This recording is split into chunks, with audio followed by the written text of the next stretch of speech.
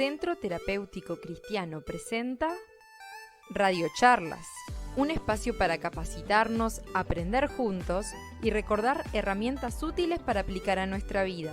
Una charla cada jueves, para que puedas escucharla donde quieras, cuantas veces quieras. El tema de hoy es el poder del acuerdo, indispensable para construir una vida más sana, segunda parte, a cargo de la psicóloga Gloria Hernández. Si tenés preguntas, no dudes en escribirnos al número en pantalla. Esperamos que estos minutos sean de bendición para tu vida.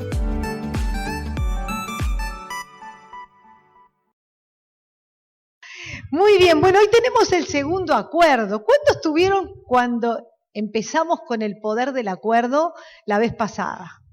Unas cuantas caras conocidas, bueno, y unos cuantos otros que no. Bueno, vamos a recordarlo, en el poder del acuerdo, ¿sí? Y bueno, muchos que ya me conocen saben que me gusta trabajar mucho con la fuerza de la imagen, ¿no? Es ese tema del acuerdo, que son dos manos, y bueno, cuando hay un buen acuerdo, aparece una flor, que representa que bueno, llegamos a entendernos, podemos seguir caminando y avanzando. Porque cuando no hay acuerdos, ¿qué es lo que pasa? Los conflictos, decía una querida colega y amiga, se fosilizan. Mira un fósil, ¿no? Ya de años y años y años veía acá a la señora que años en una empresa y cómo, y bueno, y su cabecita volaba, ¿no? En esto de... bueno, ¿qué estarán pensando de mí? Me van a acusar, y bueno, y una cosa y otra. Pero bueno, muy bien. ¿Por qué son importantes los acuerdos? ¿Por qué son? ¿Recuerdan los que vimos la vez pasada? ¿Es importante ponerse de acuerdo? Sí, claro que sí, ¿no? Y más allá del acuerdo que uno establece con otro, el acuerdo empieza en primer lugar con los acuerdos que nos establecemos nosotros con nosotros mismos. Cuando pensamos en nuestro Dios, es un Dios de pactos. Uno hace pactos con Dios, Dios con nosotros. Y qué importante es empezar a hacer los pactos con uno mismo. Decíamos, en este año empieza un nuevo año y empieza una nueva década. Qué lindo cuando uno empieza un nuevo año, la verdad que se establece metas y además se propone, bueno, yo este año me propongo tal cosa, aprender algo nuevo. Es algo muy bueno para la mente, cada año proponerme aprender algo nuevo. ¿Y eso qué es? Un acuerdo que hago conmigo mismo.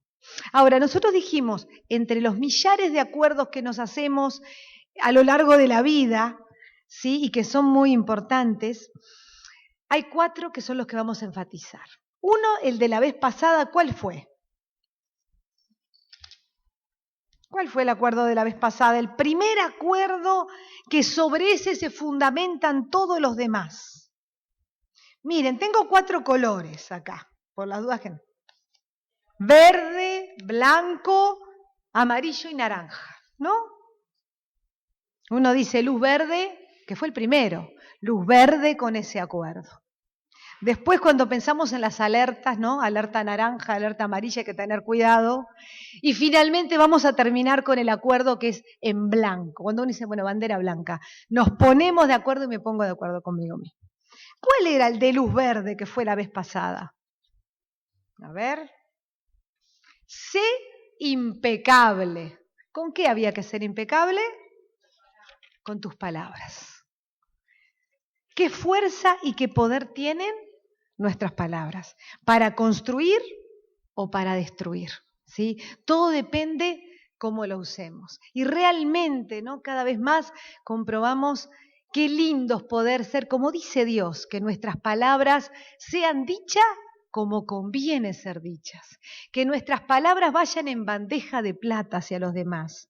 Y eso va tan en contraposición a este mundo tan violento de violencia psicológica y verbal, donde el insulto, la descalificación, la humillación están parte de todo lo que vivimos. En un mundo tan competitivo, yo veía en esta obra de teatro esta cuestión de la competitividad, de la lucha de poder, cómo me ven, qué importante que es cómo me vean. ¿Qué van a decir? Y nos importa tanto. Qué bueno cuando el Señor Jesús decía conoceremos la verdad y la verdad nos hará verdaderamente libres. Y a eso nos llamó Dios. Cuando nosotros nos atamos con las palabras y con el poder que le damos a la palabra que los demás tienen sobre nosotros, nos atamos a esa persona, aunque no nos demos cuenta. Y no nos damos cuenta, ¿saben en qué? Cómo el ser humano es. Toma esa palabra como una verdad y pasa a funcionar como me lo dijeron. ¿Y eso desde dónde? Esa palabra se sembró en una tierra, en una persona, fértil ¿para qué? Fértil para dejarse influir por esas palabras. Esto no quiere decir que, y en esto de ser impecable con las palabras, primero uno es responsable con uno de lo que dice. Impecable, recuerdan que venía de la palabra no pecado, ser impecable es sin pecado. Entonces, si yo digo, Señor, ayúdame a que elija siempre que mis palabras sean sin pecado. ¿Cómo cambia? Primero, ¿saben quién es el favorecido? En primer lugar, uno mismo. Y porque uno se siente en paz, se siente que está haciendo lo correcto, pero empieza a transformar también toda una atmósfera. Cuando ustedes representaban una familia o un grupo, pero pensando en el trabajo, ¿cómo a veces se cambian las atmósferas de trabajo cuando uno elige ser impecable con las palabras? Y uno dice, sí, pero el resto de los demás sigue insultando, sigue humillando, a este me agarran de punto. Vos seguí eligiendo sembrar, ser impecable con las palabras. A la larga, a la mediana, a la corta, esa atmósfera se empieza a cambiar. Es imposible que no se cambie. ¿Por qué? Porque hay un gran poder en la palabra. Y si nos tomamos también de esa promesa hermosa que Dios nos da, realmente, yo digo, qué poderosa que es. Y marca mi vida y marca mi profesión. En el 2005, ya va a ser, unos cuantos años, cuando estuve en el Instituto Haggai, en el seminario en Maui, que fue una experiencia preciosa, compartiendo con hermanas de 3 continentes, de casi todos los países de África, de Asia y de América Latina, un mes de convivencia. Y recuerdo que una de las profesoras, que era de las Islas Fiji, ella me dice, un momento muy especial, que como alumnos quisimos honrar a los profesores con el lavamiento de pies. Y fue un momento sumamente fuerte, importante, de honra a los profesores que estuvieron ese mes dando enseñanzas tan ricas, tan preciosas desde el consejo de Dios. Y recuerdo que me tocó a ella hacerle el lavamiento de pies. Y ella me toma en ese momento y me dice, Gloria, tú sos psicóloga. Y sos una psicóloga cristiana. En primer lugar, una hija de Dios. Y Dios te ha dado con esa profesión una profesión de gran influencia. ¿Por qué? Sabemos que la psicología es la cura a través de la palabra. Así, cuando se define qué hace un psicólogo, en brevísimos puntos sería la cura por el poder de la palabra. En una terapia la persona llega en su dolor, en su confusión, tengo esta situación. Bueno, hablémosla y desde esa palabra que tranquiliza, que pone orden a veces en un mundo interior tan desordenado, ¡wow! Cómo va aliviando y va curando. Y ella me dice, sin embargo, la diferencia siempre va a estar en una hija de Dios. ¿Por qué? Porque tenemos al Espíritu Santo y la verdad de la palabra de Dios para influir. Y de ahí dice, orá a Dios y pedile que Él te muestre la estrategia, porque cada paciente es un campo misionero. Y así fue.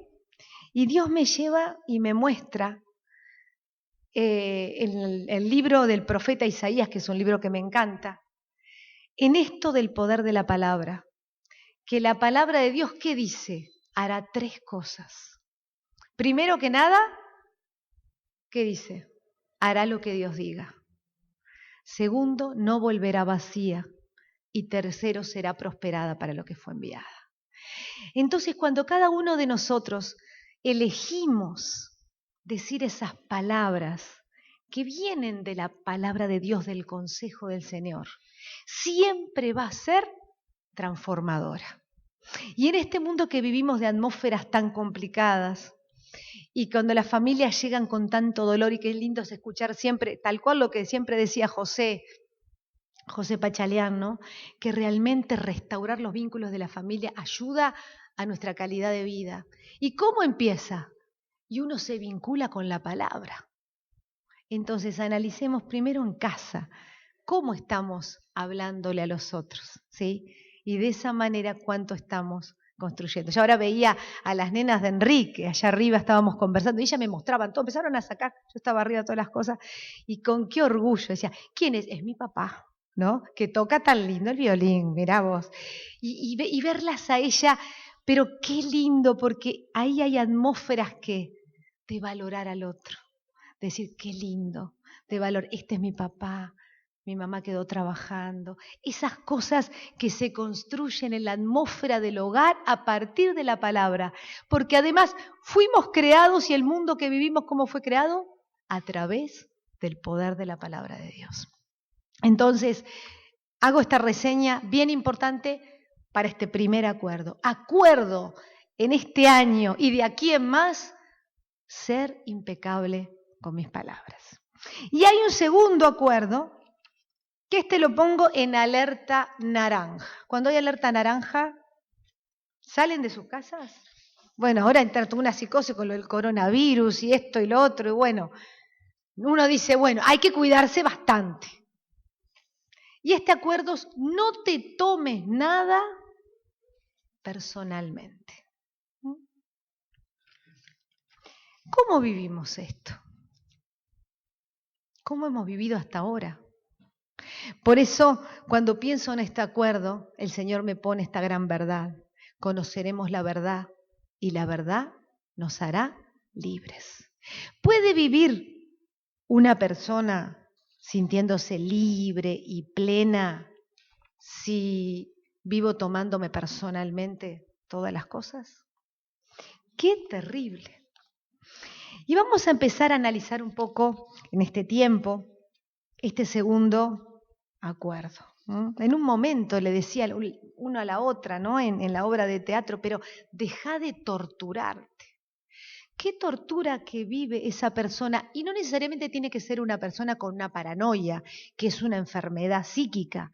Aquella persona que todo es autorreferido, porque me miró así, entonces en realidad porque no me quiere, porque me desvaloriza.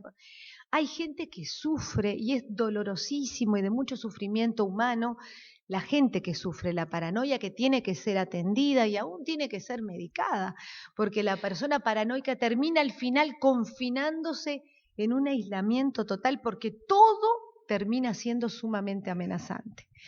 Pero en este acuerdo hablamos de aquellos que, si bien todos tenemos rasgos de un poquito de cada cosa, ¿sí? Que esto no nos gane. El decir que me tome personalmente referido a mí lo que el otro haga, lo que el otro diga, ¿sí? Por ejemplo, si uno va caminando por la calle y pasa algo a que alguien te peche.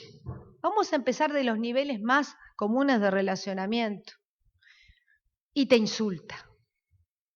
Pero qué tonto que sos, qué tonta que sos, mirá lo que hiciste. Si yo soy una persona que no soy libre, ¿en qué sentido? De no tener mi seguridad en saber quién soy. ¿Qué va a pasar conmigo? Eso fortuito que nos pasa y nos pasa a diario, lo voy a tomar como una verdad. Y puedo hasta, tomarlo personalmente, porque en el fondo, ¿qué? Soy una persona que hasta ahora vivo, y la idea es que después de aquí podamos decir, quiero empezar a vivir distinto. Todo lo que me digan los otros lo tomo como verdad y lo tomo para mí y lo internalizo. Me pongo de acuerdo que todo lo que me diga el otro va a ser así. Y eso por el poder que todavía le sigo dando a la opinión de los demás. Aún ese otro que sea que por una situación fortuita ni siquiera me conoce, no tiene derecho a insultarme, no tiene derecho a decir lo que haya querido decir de mí. Sin embargo, si yo estoy frágil conmigo mismo en saber quién soy, el valor que tengo, tomo aún lo fortuito que me pase como una verdad. Y uno dice, pero eso no, pero es obvio que no. ¿Saben que no es tan obvio? ¿Y cómo pasa cuando las personas a veces llegan tan inseguras? ¿Tan inseguras por qué? No porque sí, porque la persona insegura sufre mucho, sobre todo en su autoestima, sino porque ha venido con una mochila cargada de una historia de vida donde personas sí importantes de su vida lo fueron descalificando, humillando, desvalorizando. Y ya lo tomo como parte de una herida que todavía no sané.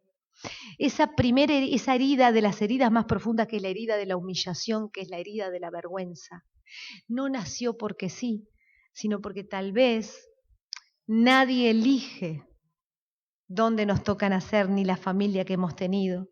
Pero ya adultos sí somos responsables de tomar como verdad o no aquello que me han dicho y que fue dejando herida. Y sí soy responsable hoy, en aras de mi salud emocional y mental, y por lo tanto espiritual, de que esa herida todavía siga abierta. Por eso qué importantes son estos espacios para venir, para escuchar y para ver. ¿Quién no ha vivido la herida de la vergüenza, de la humillación, de la descalificación? Yo la he vivido. Cuando era niña, recuerdo, iba a un colegio y a veces el tema famoso del bullying, que en ese momento no se ponía la palabra técnica, pero era eso. Todos los meses había uno que se le hacía el vacío y no le hablabas. Y era la dejada excluida, dejada de lado. Y después se le tiraba cartitas. Tonta, tarada, la boba. Bueno, y esas cosas hacen mella en un niño, en una niña. Y después voy creciendo. Como niño es lo que me pasa. Ya como adulto soy responsable de hacer algo con eso que me pasa. Y la herida de la vergüenza, si yo no la sano, me deja con esto, con la hipersensibilidad a que todo lo que puedan decir o hacerme el otro, lo voy a tomar como una verdad y lo voy a sufrir. Ahora, la buena noticia es que la herida de la vergüenza o la humillación, la sanidad, ¿cómo es? A través de lo contrario, a través de la honra. Y acá es algo muy importante, esa posibilidad hermosa que Dios nos da de que nosotros tenemos un hacer por lo que nos pasa. No tenemos que esperar a que otros nos honren para sanar esa herida. ¿Saben cómo empieza? Como Dios dice, tomando nosotros la iniciativa de honrar a otros. ¡Wow! Uno dice, me cambia la cabeza. ¿Cómo es eso? Es así. El que tomó la iniciativa fue, bueno, Dios Padre, en darnos ese canal maravilloso de la salvación y de la vida con esta esperanza. Y envía a su Hijo que toma la iniciativa. Y esa acción tan fuerte de nuestro Dios es la que nos imprime a nosotros en el hacer. Todos padecemos un montón de injusticias y de situaciones. Hoy lo hablaba con una paciente y dice, qué injusto y qué injusto. Y es verdad, en su vida vivió tantas injusticias. ¿Quién dijo que la vida es justa? Esta vida no es justa. Y las viviremos las injusticias. Sin embargo, de eso yo no puedo tener control, de lo que me digan los otros, de las injusticias que me hagan. De lo que sí puedo elegir hacer es de lo que yo elijo hacer. Y si sufro la descalificación y si sufro la humillación, y toda la vida lo he sufrido, hoy estamos entre adultos, elijo honrar siempre a los demás. Y uno dice, ¿y cómo se sana? Y Dios mismo va haciendo esa sanidad. Porque vos salís del lugar de la víctima para pararte en el lugar de la victoria y del ser victorioso. ¿Vieron que la palabra víctima y victorioso empiezan con lo mismo, el mismo prefijo, vict? Todo depende cómo elijo colocarme. Sigo siendo la víctima y por lo tanto todo lo que me digan, lo que hagan va a ser autorreferido y qué horrible, me lo tomo personal. Porque miró mal, porque hoy no me saludó, porque entonces todo si soy una persona que no sana esa herida, es como un radar, voy a tomarlo todo. Sin embargo, elijo honrar y de esa manera empezar a sanar esa herida de vergüenza. Otro elemento que tiene que ver con la importancia de este acuerdo de no te lo tomes personalmente, ¿saben? Es algo que se denomina, en los términos de la psicología, la importancia personal. ¿Y qué es esto? De que la persona que tiende a que todo lo que pasa está autorreferido a sí mismo, hay en el fondo una cuestión donde casi soy el centro del mundo. Y no, pero ¿cómo? Si yo lo sufro a esto. Pero en el fondo hay un elemento donde crees que todo gira alrededor tuyo. ¿Y cómo cambio esta manera de pensar y sentir que me ha afectado? Hay gente muchos años entendiendo la gran verdad de que las personas de lo primero que están y les importa y piensan y su primera cosa que están pensando que es las cosas de su propio mundo. No están mirando por el otro. Si un día pasó y no me saludó, típica cosa, a veces pasa, nos pasa en las comunidades nuestras de fe, pasó y no me saludó.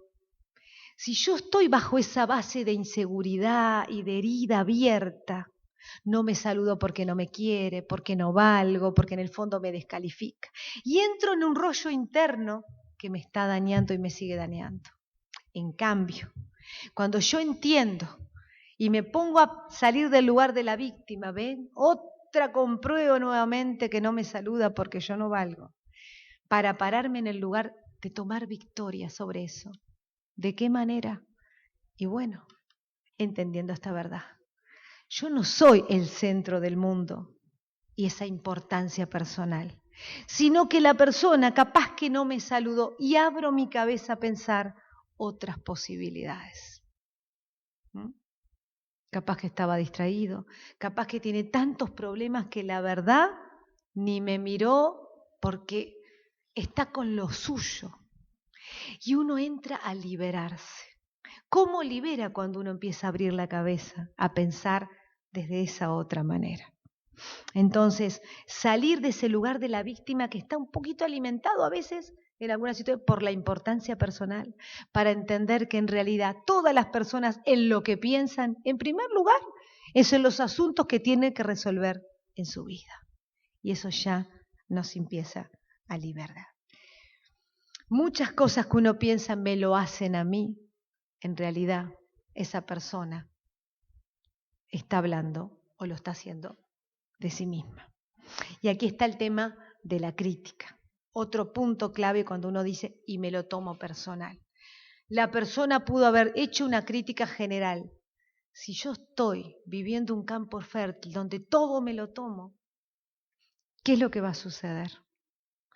Que en realidad esto de la crítica, que en el fondo yo me lo tomo para mí, la persona que critica a otro, en realidad no está hablando mal de ese otro, está hablando mal de sí mismo.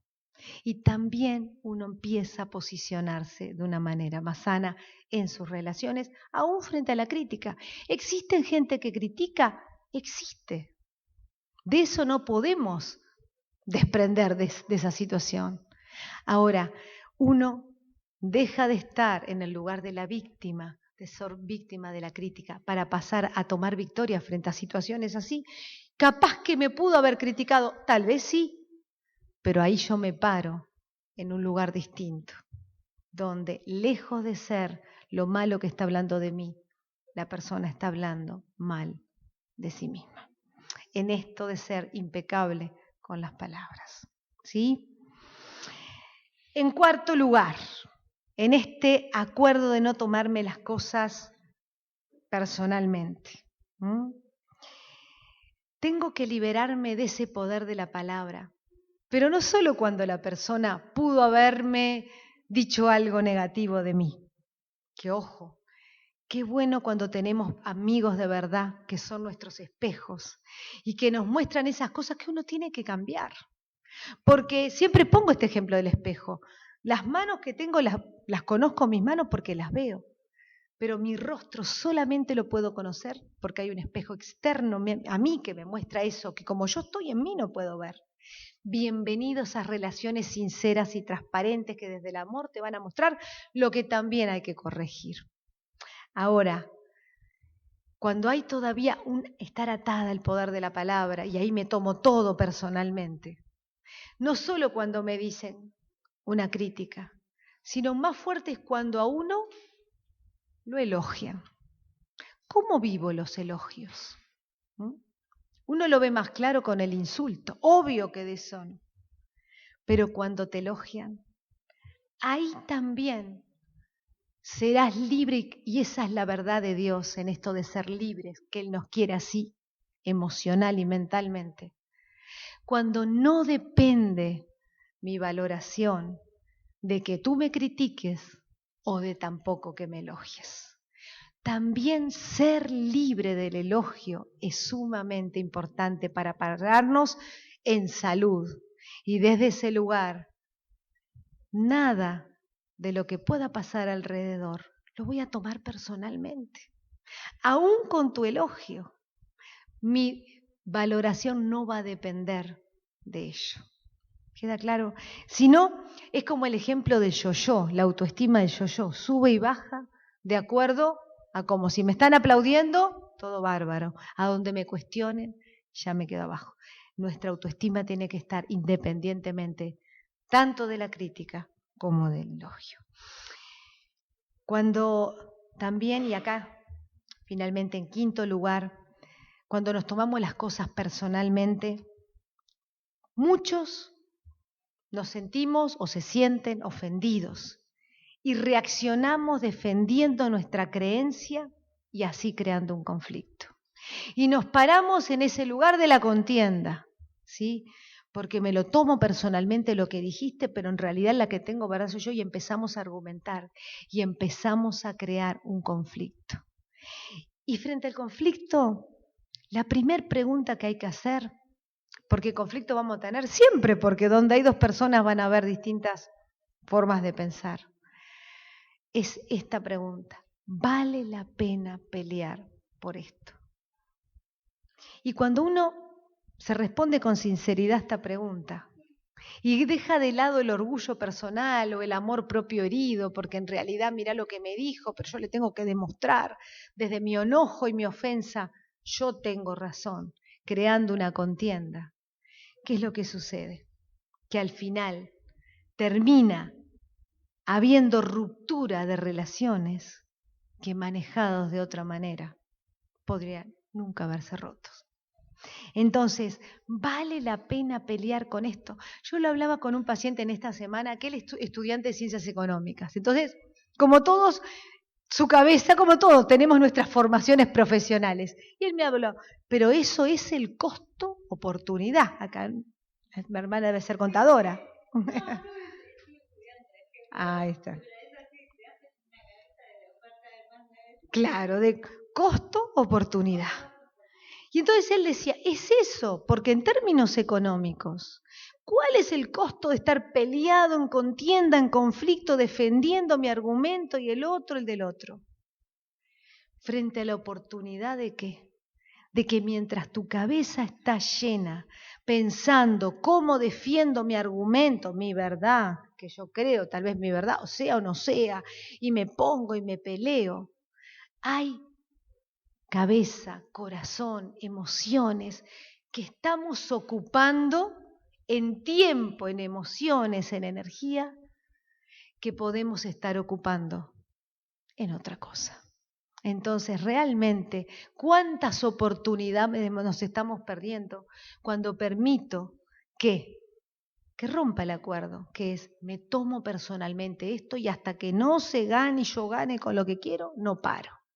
Y hay personas que entran en eso, que hace mucho daño. Costo y oportunidad. No te tomes las cosas personalmente, ¿sí? En primer lugar, porque en esto entender de que nos podrán decir lo que sea, pero yo tengo que romper con el poder que tiene y que yo le doy a la palabra o a la opinión o la acción del otro. En segundo lugar, entender la tendencia humana a la importancia personal. No somos el ombligo del mundo. Si esa persona no te saludó, siguió de largo, tendrá millones de cosas que ni se nos ocurre, que no tocan conmigo, no refieren a mí. Tienen que ver con él, tienen que ver con ella. No me tomo personal ninguna crítica ni negativa. Mi valor no depende de lo que diga el otro. Y tampoco saber manejar los elogios, porque también en eso uno puede quedar atrapado. Por lo tanto, poder dejar en claro eso con uno mismo.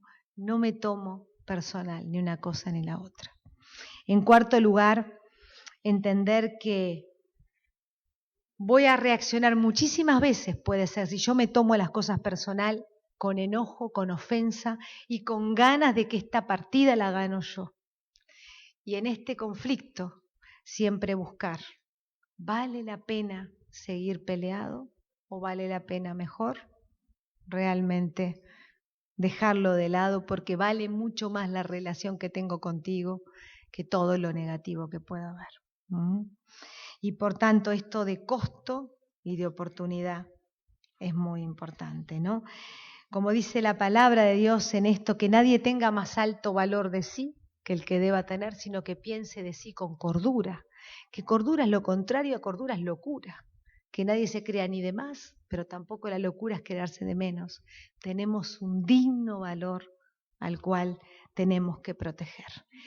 Qué libres, qué felices y qué en paz vamos a vivir si también, aparte del primer acuerdo, mis palabras sean siempre en bandeja de plata hacia los demás, como dice el proverbio, que yo también acuerdo conmigo en no tomarme personalmente nada de lo que pueda pasar o que pueda decir los demás. Lo que haga o diga el otro tiene que ver con el otro.